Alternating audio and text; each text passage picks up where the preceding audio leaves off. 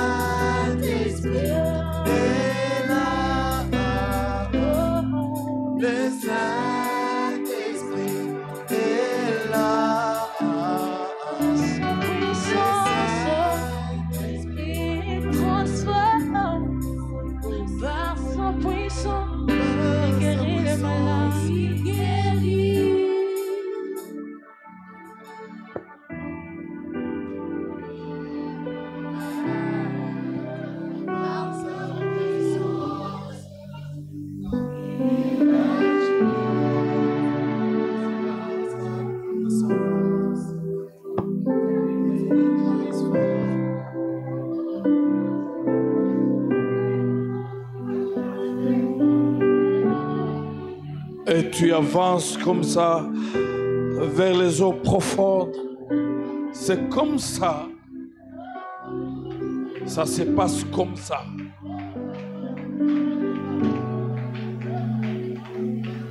Ça se passe comme ça.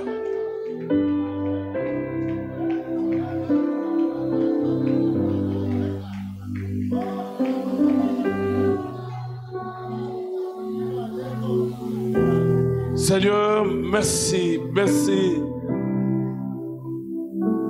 pour ta présence. C'est ce qui nous rassure. Tu es présent, Saint-Esprit. Merci pour ta parole. Merci pour la louange, l'adoration. Nous avons ainsi prié au nom de Jésus. Amen. Bonne fête de Pentecôte. Je vous salue dans la joie. Gloire à Dieu. Nous allons prendre nos Bibles. Aujourd'hui, c'est une fête de la Pentecôte. Nous nous rappelons de la première visite solennelle publique du Saint-Esprit sur la terre. Le jour où l'Église est née, parce que Christ avait des douleurs de l'enfantement depuis la croix. Il s'est tordu des douleurs de l'enfantement. Et le jour de la Pentecôte, l'Église est née. Et nous nous souvenons de ce moment, mais nous nous souvenons aussi de notre vie d'expérience avec le Saint-Esprit.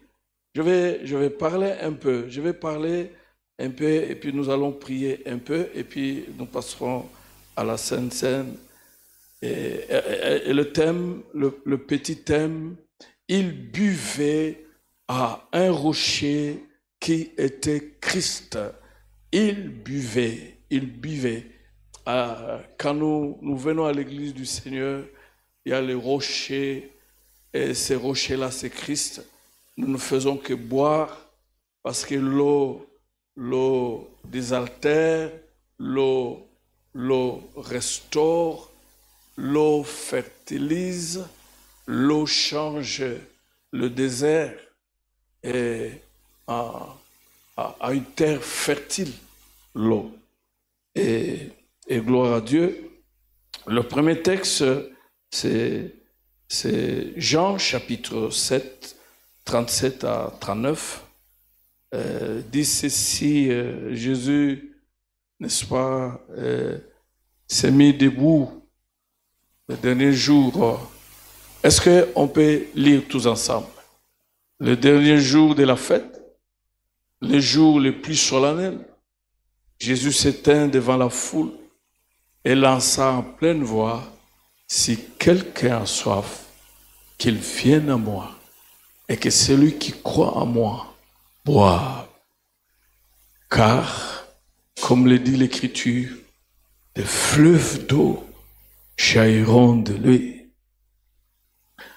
En disant cela, il faisait allusion à l'Esprit que devaient recevoir plus tard ceux qui croiraient en lui. En effet, à ce moment-là, l'Esprit n'avait pas encore été donné parce que Jésus n'était pas encore entré dans sa gloire. Oh, c'est merveilleux. À la fin de la fête, les gens ont mangé, les gens ont bu, ils ont pris de l'eau, ils ont pris du vin, mais Christ se lève et il cherche ceux qui ont soif pour le faire boire. Toi aussi ce matin, si tu as soif, tu vas boire. Il y a à boire auprès de Jésus-Christ. Le deuxième texte, c'est 1 Corinthiens 10, 1 à 4. 1 Corinthiens 10, 1 à 4. Et nous pouvons lire pour ceux qui ont vu. Voilà. On nous l'a balancé. Est-ce qu'on peut lire tous ensemble? Frères, je ne veux pas que vous ignoriez que nos pères ont tous été sous la nuée. Ils ont tous passé au travers de la mer. Qu'ils sont tous été baptisés à Moïse dans la nuée et dans la mer. Ils ont tous mangé le même aliment spirituel et qu'ils ont tous bu le même breuvage spirituel, car ils buvaient à un rocher spirituel qui les suivait et ces rochers étaient Christ. Est-ce qu'on peut acclamer? Gloire à Dieu. Nous pouvons nous mettre une révélation formidable qui nous montre que même dans le désert, Christ était là. Et les enfants d'Israël n'étaient pas seuls. Et les rochers le suivaient par derrière et le faire boire.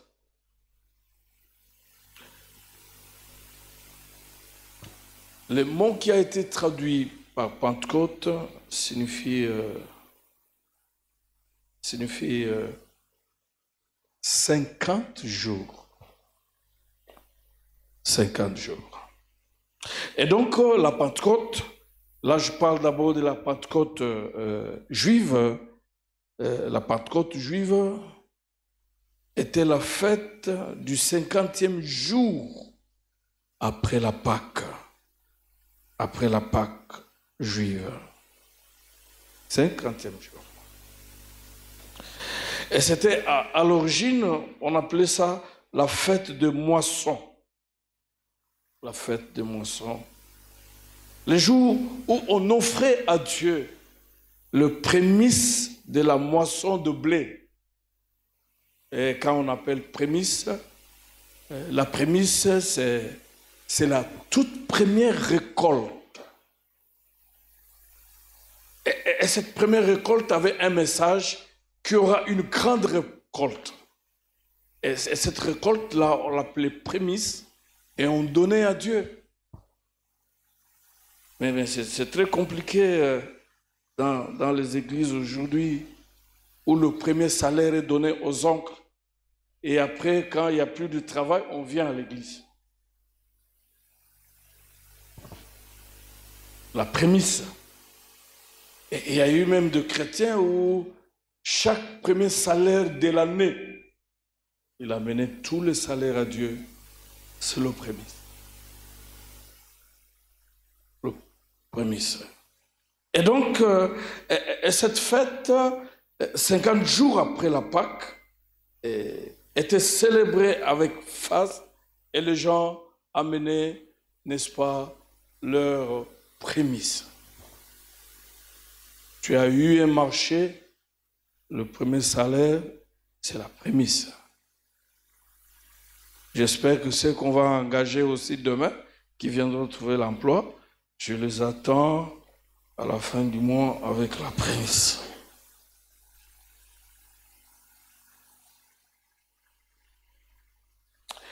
Cette fête, 50 jours après la Pâque, s'appelait aussi la fête de semaine. Parce qu'on fixait la date en comptant 7 semaines complètes après l'offrande de la première gerbe d'orge. C'est-à-dire après la Pâque, le lendemain, on comptait 7 semaines. Et 7 semaines, ça fait 49 jours. Et le 50e jour, on célébrait la fête. Voilà, c'est l'explication de la Pentecôte. Revenons maintenant dans le contexte chrétien. Jésus ressuscité, et ça c'est Luc qui nous parle, n'est-ce pas, dans les Actes des Apôtres. Luc est merveilleux. Luc nous donne le message qu'après la résurrection, le Seigneur Jésus est resté encore vivre pendant 40 jours. Et pendant 40 jours, il a affermi les disciples. Et au bout de 40 jours, il va dire aux disciples que vous resterez ici, le Saint-Esprit va descendre et vous recevrez une puissance. Vous serez mes témoins jusqu'aux extrémités de la terre. Et il est parti, et 10 jours après, pour totaliser 50 jours, et le Saint-Esprit est descendu. Et les gens, n'est-ce pas, étaient dans la joie, dans la louange, dans l'adoration. Et même le plus timide, l'apôtre Paul, qui a eu peur d'une jeune fille, et ce jour-là a été rempli de zèle, et il a prêché devant des milliers de personnes, et plusieurs âmes ont été gagnées dans le Seigneur. 3000 âmes. Et donc ce jour-là, la moisson était de 3000 âmes qu'on a offert à Dieu, 3000 âmes. Je l'avais dit pendant le séminaire que l'Église est une assemblée de témoins. Un vrai chrétien est témoin de Jésus-Christ. Il parle de Jésus. Il parle de ce que Jésus-Christ a fait dans sa vie. Mais ce témoignage sans le Saint-Esprit n'a pas de puissance, n'a pas de force. Ce témoignage sans le Saint-Esprit. Aujourd'hui, les chrétiens se cachent derrière. Oh non, mais il faut avoir le style de vie qui montre que tu es chrétien. C'est bien, mais il faut parler. Il faut parler de Christ parce que l'Église n'est pas une église des muets.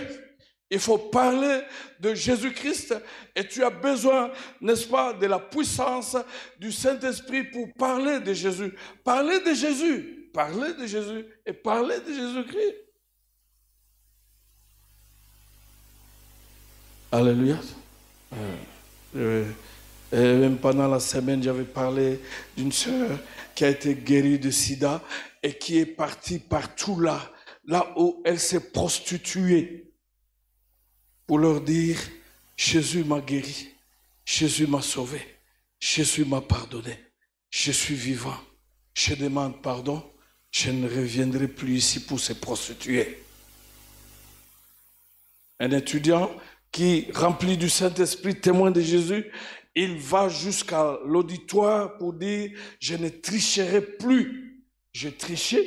D'ailleurs, je vais toujours poser la question, quand les étudiants viennent avec des actions de grâce ici, est-ce que vraiment ce sont des actions de grâce ou le résultat de la tricherie? Mais quand quelqu'un s'est converti, il va même là où on le voyait tricher avec le païen pour dire, je ne tricherai plus. J'ai rencontré le Seigneur, il m'a rempli du Saint-Esprit. Quelqu'un qui volait. On a vu le Saint-Esprit descendre, toucher même les infirmières, et les infirmières ramener le seringue et tout le matériel qu'ils volaient, n'est-ce pas, au dispensaire, mettre dans une brouette et à le remettre. Il dit, tout ça, j'ai volé. On a vu les gens touchés par le Saint-Esprit venir avec les rideaux, les livres qu'ils ont pris dans des bibliothèques qui restent des années dans leur maison, mais qui sont des livres de la bibliothèque qu'ils ont volés et retourner ces livres-là. J'aimerais dire à quelqu'un qui a volé les livres à la bibliothèque ici, après ce culte, d'aller retourner ces livres-là. Quand le Saint-Esprit descend, il y a la repentance. On a la crainte de Dieu. On a la crainte de Dieu. On ne se laisse plus dans la corruption. Il se passe beaucoup de choses quand le Saint-Esprit descend. On se sépare de tout. On se sépare de la magie. On se sépare de l'occultisme. On se sépare de toute forme du péché. Pendant la semaine, n'est-ce pas, je parlais de Simon le magicien, qui était là. Il a fait un semblant de conversion. Il s'est même fait baptiser. Il était toujours aux côtés de Philippe. Il était toujours là. Mais il n'avait jamais changé. Il était toujours magicien. Jusqu'au jour où les apôtres descendent et ils prêchent, ils imposent les mains. Et lui est allé demander qu'il donne l'argent pour qu'il obtienne aussi le Saint-Esprit. vis bien dans la magie. Le jour où le Saint-Esprit descendra, te mettra à nu, comme il a fait pour Siméon. On ne blague pas avec Dieu. Je l'ai dit même pendant le séminaire, je n'ai que faire avec tes responsabilités. Je n'ai que faire avec ton ancienneté dans l'église. Mais est-ce que tu es dans les bons? Est-ce que tu as tout abandonné quand tu as rencontré le Seigneur? Et quand le Saint-Esprit est descendu sur toi, est-ce que tu as abandonné la sorcellerie? Je n'ai que faire avec quoi que ce soit. Dieu n'a pas besoin de cela. Parce que la Bible dit, Dieu, il connaît ce qui lui appartient. Tu es venu faire le tourisme à l'église? Fais bien le tourisme. Fais bien le tourisme. Et donc, quand le Saint-Esprit descend, il change les gens, il transforme les gens. Il n'y a plus des hypocrites. Les gens abandonnent les péchés et ils suivent Jésus-Christ. Les gens deviennent sincères, ils deviennent transparents, ils ne servent que le seul Dieu. Très bien. Vous êtes fâchés? Nous vivons les derniers temps. Nous nous préparons pour l'enlèvement. Bientôt, il y aura les anges, l'ange qui va claironner. Et nous allons partir. Les hypocrites vont rester. Si Jésus revenait le dimanche, il y a des gens qui viendront, ils vont se retrouver les hypocrites entre eux. Mais la vraie église est partie. Tu passes du temps. Si tu es dans l'église, tu vis dans le péché. Tu passes du temps. Si tu es dans l'église, tu es dans la sorcellerie. Tu passes du temps. Si tu es dans l'église, tu es dans le fétiche. Tu passes le temps.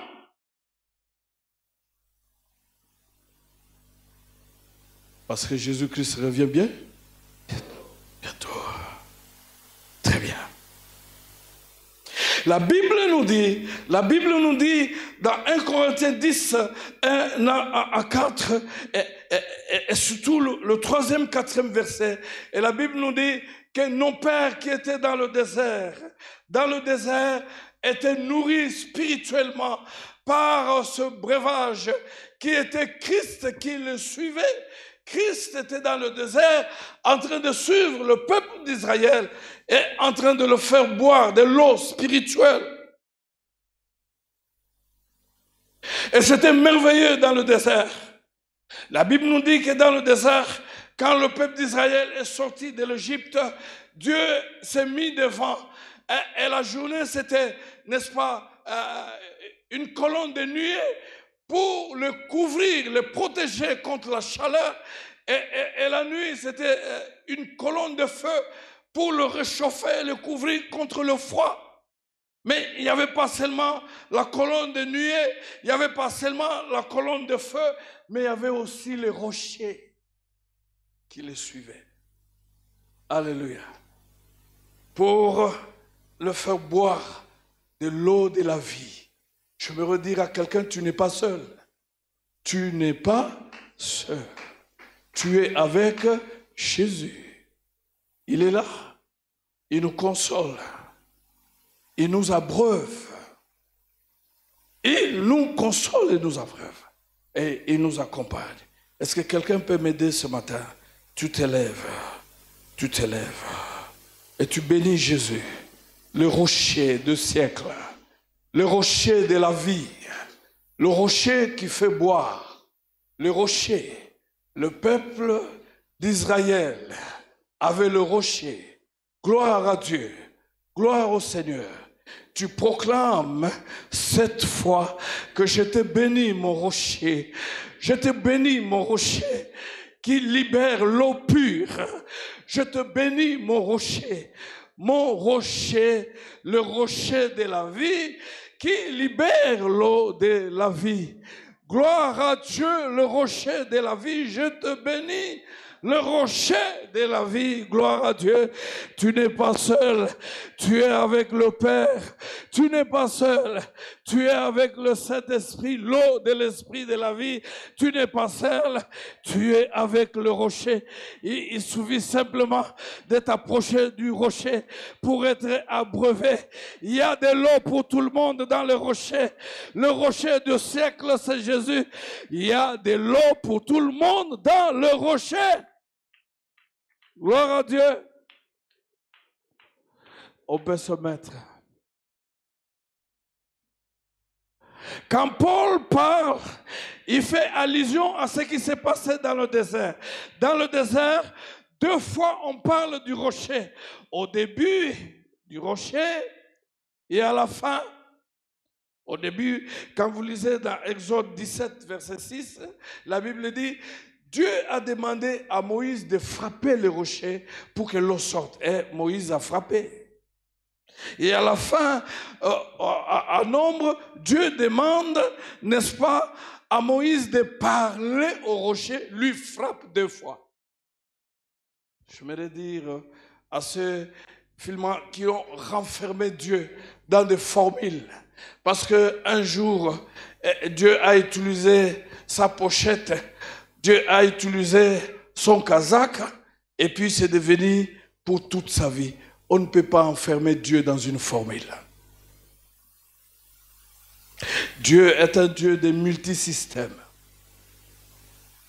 Ce que j'ai aimé dans ce texte, Dieu a dit à Moïse, tu n'entreras pas à Canaan parce que j'ai demandé de parler, mais toi tu as frappé.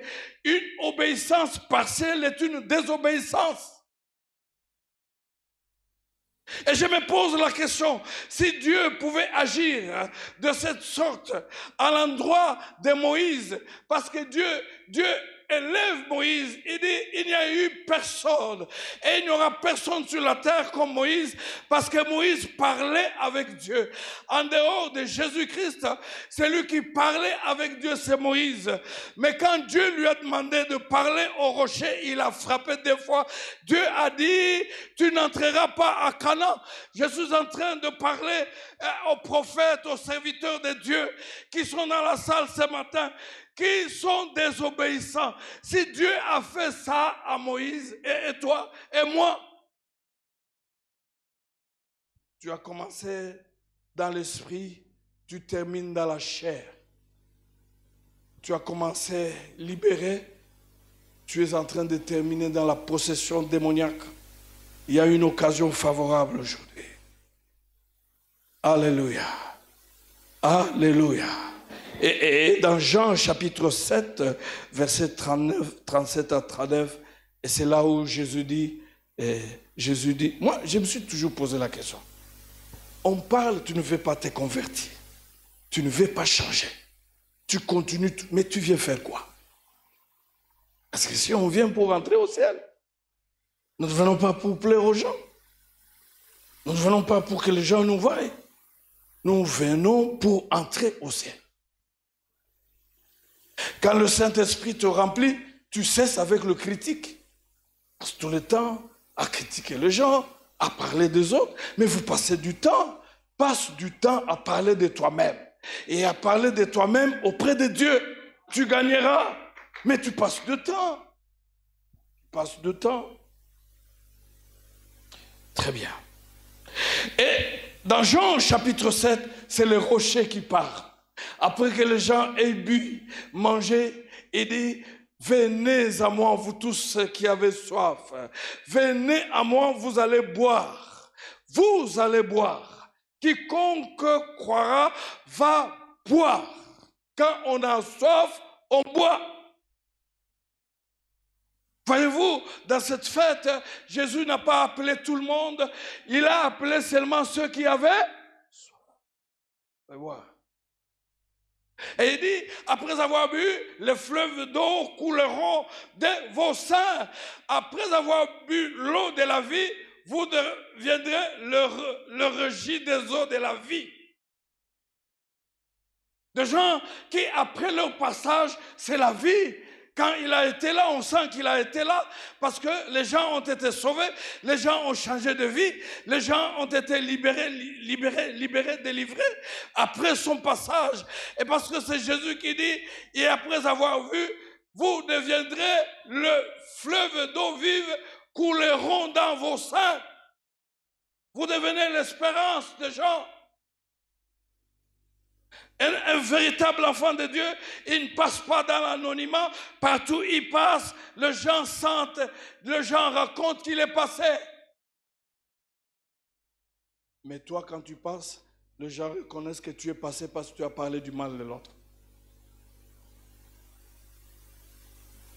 Jésus dit à la femme samaritaine, il dit, si tu savais celui qui te demandait de l'eau, au contraire, ça serait toi qui aurais dû demander de l'eau et il te donnerait l'eau de la vie qui coulerait dans ton sein jusqu'à l'éternité. L'eau de la vie, on a besoin de l'eau de la vie. L'eau de la vie, nous sommes vivants, l'eau de la vie. Tous ceux qui ont bu l'eau de la vie ne sont plus restés les mêmes. Tous ceux qui ont bu l'eau de la vie étaient pleins de la soif de la parole de Dieu. Ils prenaient du temps à méditer la parole de Dieu, même pendant toute la nuit, même pendant toute l'année, ils ont lu la Bible 2, 3 fois, ils lisaient la Bible, ils prenaient du temps dans la prière. Ceux qui ont bu l'eau de la vie, parce que l'eau continuait à couler. J'ai vu les gens qui ont bu auprès de cette source de l'eau de la vie, le rocher de la vie, passer du temps dans la prière, en train de transpirer, et ça coulait partout, parce que finalement, Jésus est descendu et les a fait boire l'eau de la vie. Il y a de n'importe quoi dans nos églises actuellement. Les gens ne sont pas changés, transformés. Voyez-vous, j'ai parlé avec le parent hier, il dit, mais si nous étions vraiment sérieux dans l'église, l'État allait traduire l'église au Congo. 99% des chrétiens, mais ceux qui volent, ce sont des chrétiens. Ceux qui ont des 25 000 $ par mois, ce sont des chrétiens. Il y a des chrétiens là-bas. L'IGF doit venir jusqu'à l'église, mais l'IGF spirituel jusqu'à l'église. Jusqu'à l'église. Tous les faux fonctionnaires qui ont plusieurs salaires le mois. Mais il y a aussi des chrétiens là-bas. Et alors qu'il y a des gens qui souffrent. C'est faux à l'église du Congo. Nous devons changer, nous transformer. On doit cesser avec cet évangile de venir pour le visa, de venir pour le mariage. Dieu peut donner. D'ailleurs, il y a des païens qui se marient ici. Ils n'ont prié nulle part.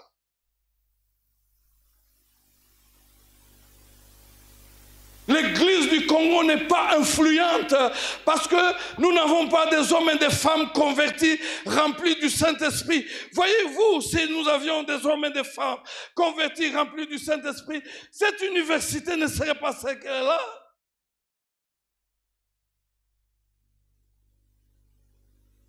Alléluia. Ceux qui croiront, ils seront revêtus, remplis de l'eau de la vie. Je voulais terminer là, on va prier. Je donnais le témoignage d'un frère. Il n'était pas encore frère, il était païen, mais il était à la recherche. Vous savez, vous voulez être rempli du Saint-Esprit, il faut chercher. La Bible dit, Jésus a dit que celui qui cherche tout, trouve. Il faut frapper. Il faut se sentir mal à l'aise quand chaque fois pour prier, on fait des efforts. Quand pour lire la parole de Dieu, on fait des efforts. Même quand pour venir à l'église, on doit te supplier. Mais quand tu vas chez le féticheur, qui te supplie? Est-ce que vous avez déjà vu un féticheur venir supplier les gens?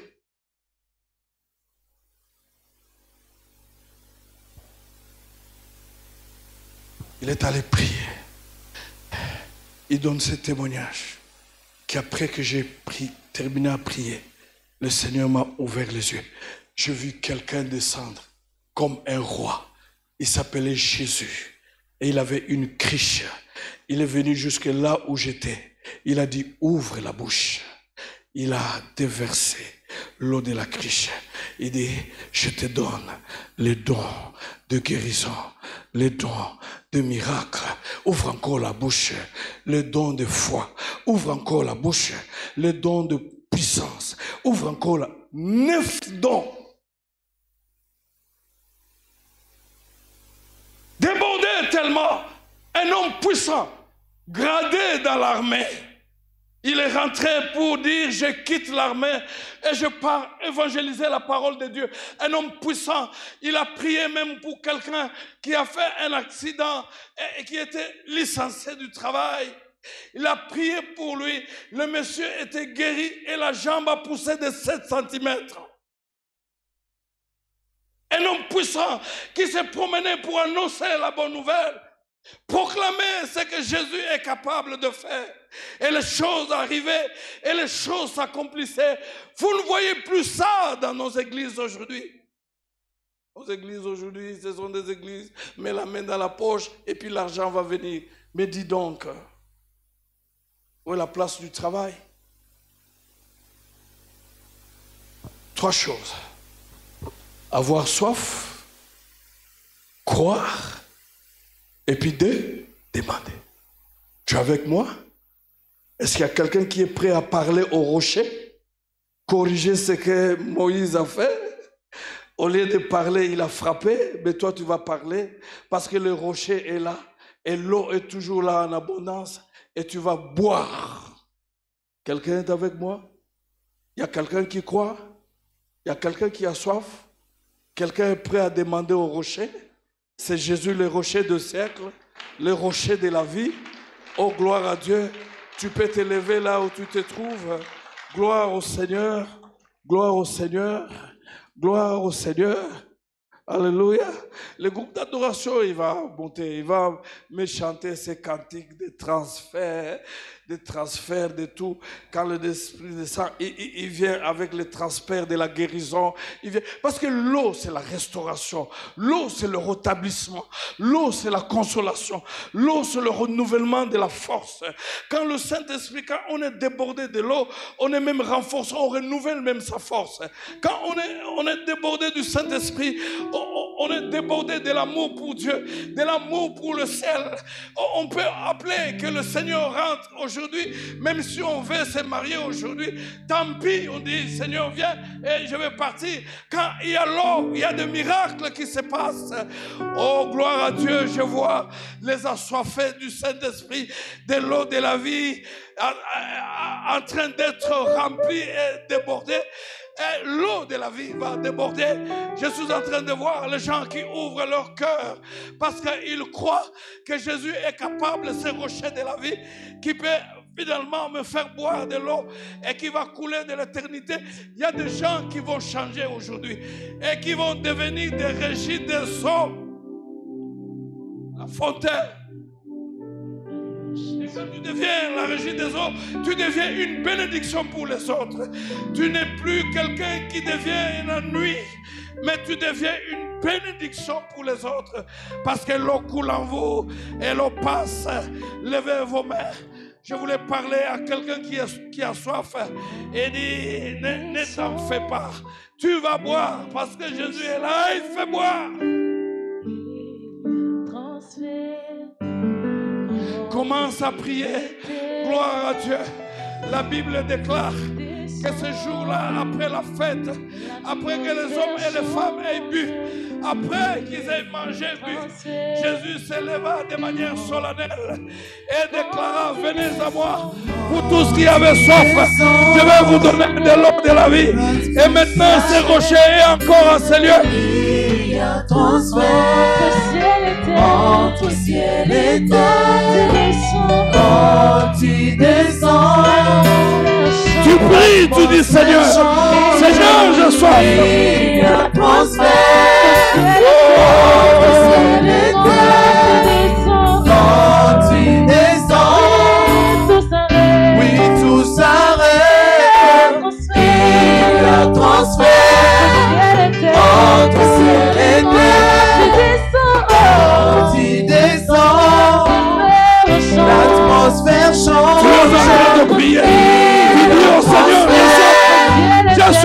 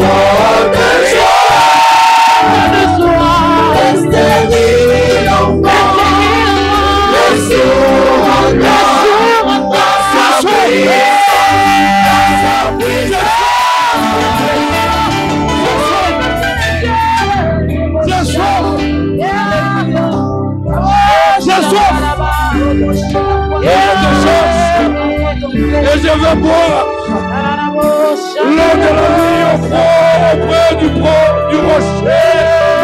rocher spirituel.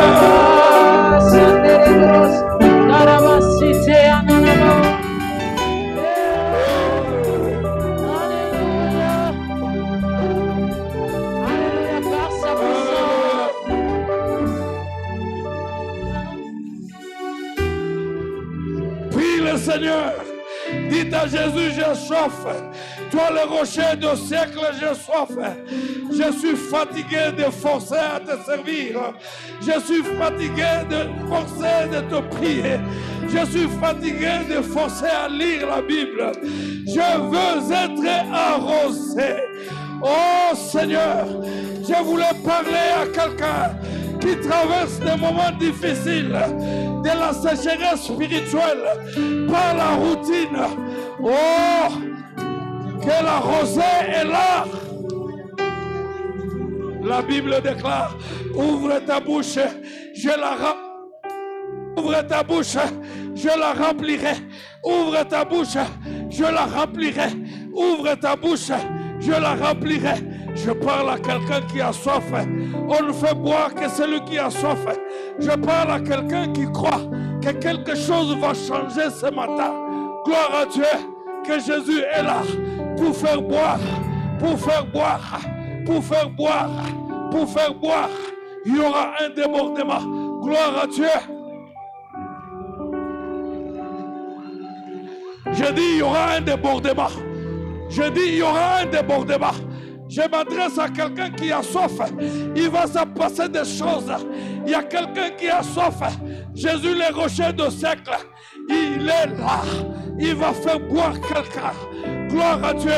L'eau de la restauration. L'eau de la vie. L'eau de la vie. L'eau du réveil. L'eau. Il fait boire.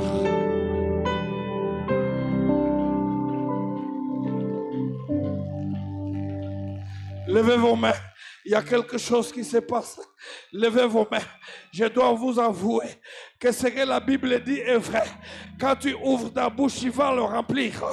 Je vais vous dire que le rocher du siècle est là. L'eau est en train de sortir. Quelqu'un va boire. Quelqu'un va boire. Il sera débordé. Quelqu'un va boire. Il sera restauré. Dieu, Jésus-Christ, va étancher la soif de quelqu'un. Tu as soif, tu es là. Voici le moment, tu vas boire.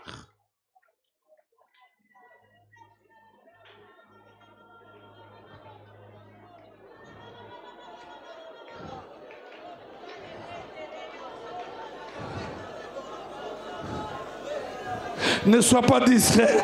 Gloire à Dieu. Jésus a dit, si tu savais, celui qui te demande de l'eau, au contraire, ça serait toi qui lui demanderais de l'eau. Il te donnerait l'eau de la vie qui coulerait jusqu'à l'éternité. Il dit, si tu crois, à gloire à Dieu, est-ce qu'il y a quelqu'un qui a soif et qui a commencé à demander, tu vas boire?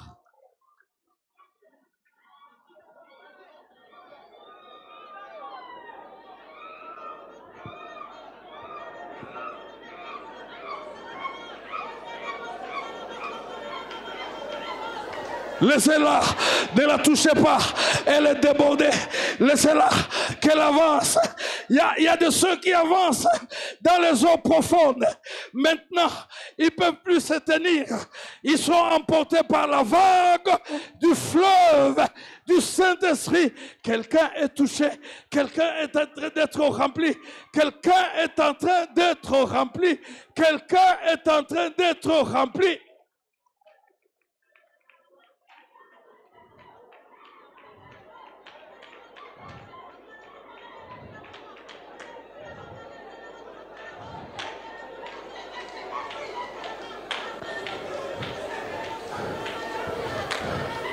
Ne sois pas distrait. Le rocher du siècle est là. La Bible déclare que dans le désert, même si tu es en train de traverser un désert, le rocher du siècle est là. Et que tu es dans le désert, le rocher les suivait. Le rocher les suivait.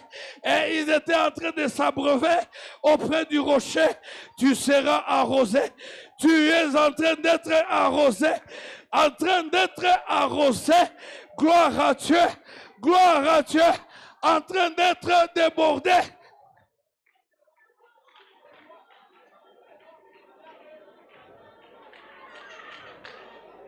Laissez-la, laissez-la, ne la touche pas, laissez-la, le protocole, laissez-la, laissez-la.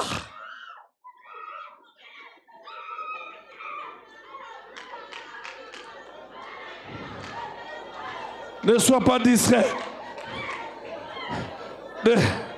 Prenez l'enfant, prenez l'enfant, prenez l'enfant, prenez l'enfant, prenez l'enfant, prenez l'enfant, parce que le Saint-Esprit est à l'œuvre. Prenez l'enfant, prenez l'enfant.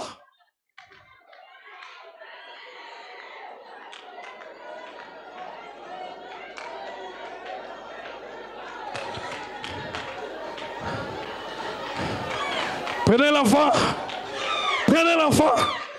Prenez l'enfant, prenez l'enfant, prenez l'enfant. Gloire à Dieu. Quiconque a soif, il va boire ce matin. Gloire à Dieu. Quiconque a soif, il va boire.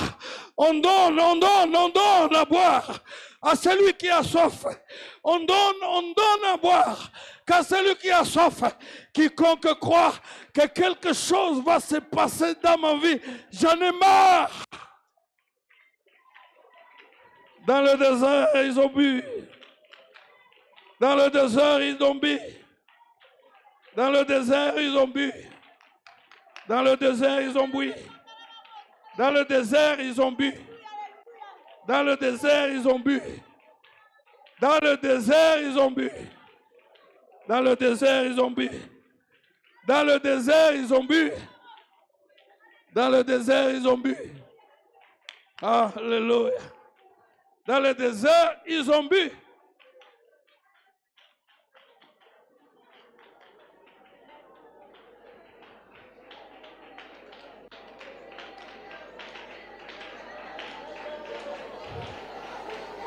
Ne sois pas distrait. Il y a quelqu'un qui est en train de passer des moments importants de sa vie. Il ne sera plus le même. La timidité est partie. Il ne sera plus le même. Il ne sera plus le même. L'eau déborde quelque part. Il ne sera plus le même. Jésus est descendu. Les rochers, les rochers, les rochers du siècle, les rochers, les rochers, les rochers, les rochers, les rochers, les rochers, les rochers, les rochers. Quelqu'un est en train de boire.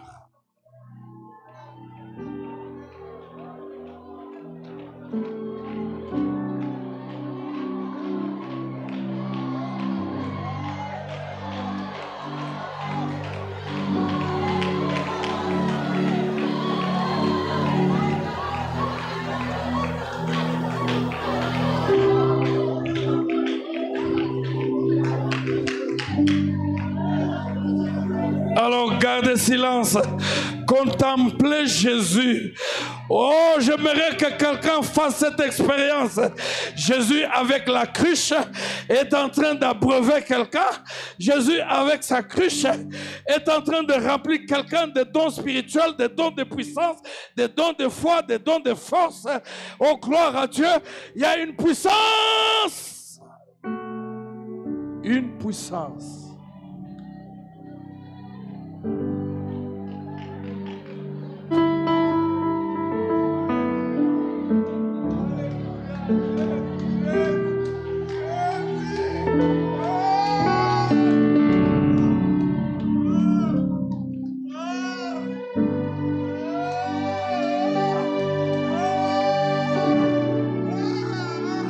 Ne sois pas distrait. Bois, bois. Au rocher, bois.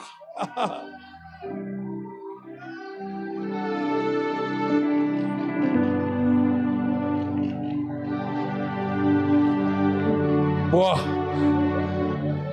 Bois. Bois. Ne sois pas distrait, bois. L'eau de la vie, bois. Bois l'eau de la vie. Bois l'eau de la vie. Bois. Gloire à Jésus. Bois l'eau de la vie. Bois l'eau de la vie. Bois. Bois, bois, bois, bois, bois. Bois l'eau de la vie. Au nom de Jésus-Christ, bois l'eau de la vie. Bois l'eau de la vie. Bois l'eau de la vie. Bois l'esprit de la restauration. Bois l'eau de la vie. Bois l'eau de la vie. Bois l'eau de la vie. L'eau de la vie, bois. Bois l'eau de la vie. Alléluia. L'eau de la vie.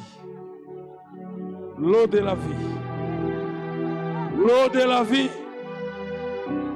L'eau de la vie. Alléluia. Gloire à Dieu. Gloire à Dieu. Venez à moi, vous tous qui avez soif.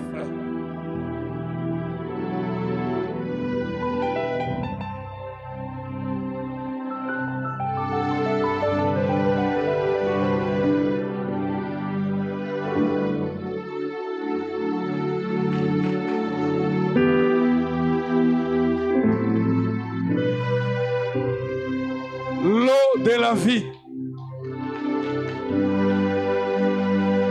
Et elle déborde.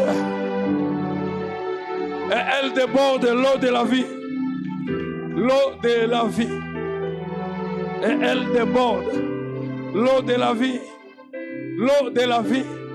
Et elle déborde l'eau de la vie. Et elle déborde l'eau de la vie. Et elle déborde l'eau de la vie. Elle déborde l'eau de la vie. Elle déborde l'eau de la vie. L'eau de la vie. Elle déborde l'eau de la vie. Elle déborde. Elle déborde. Elle déborde l'eau de la vie. Elle déborde l'eau de la vie. Celui qui a soif, il va boire. On ne fait boire qu'à celui qui a soif. L'eau de la vie.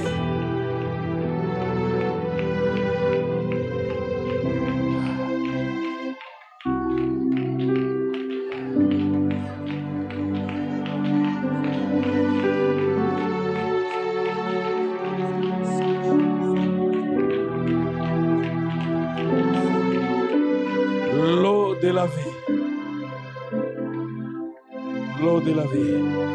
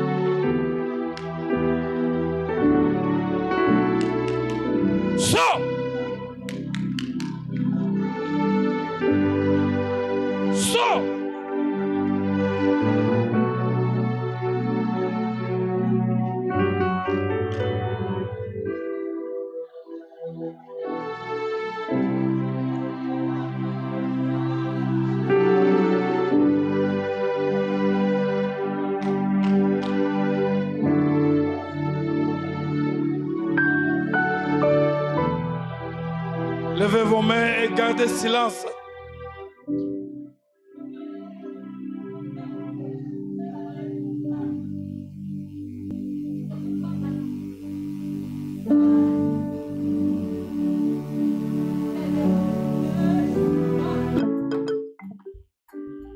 Dites après moi, oui, le bonheur et la grâce m'accompagneront tous les jours, chaque jour, toujours.